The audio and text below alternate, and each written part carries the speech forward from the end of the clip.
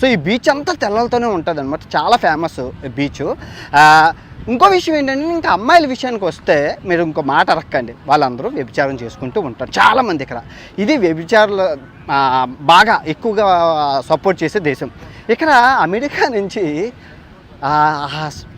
ఆ కల్చర్ ఏదైతే ఉందో, ముసలి వాళ్ళు ఏది 50-60 సంవత్సరాల వాళ్ళు కన్ని పిల్లల్ని తెచ్చుకొని ఇక్కడ ఒక నెల రోజులు గట్టా ఉంటారు అనమాట. వండుకొని హ్యాపీగా తినుకుంటూ బీచ్లు ఎంజాయ్ చేసుకుని, ఇంకేం లేవు ఇక్కడ. బీచ్లు రిసార్ట్లు తక్కువ, మళ్ళీ ఆ రిసార్ట్లు అవి చాలా తక్కువ ప్రైస్. అండ్ ఇంకా ముసలి మామలు ఎవరైతే ఉన్నారో, డబ్బు సంపాదించిన మామలు, వాళ్ళు కన్ని అబ్బాయిలను తెచ్చుకొని వాళ్ళు కూడా దాన్నే ఆ కల్చర్నే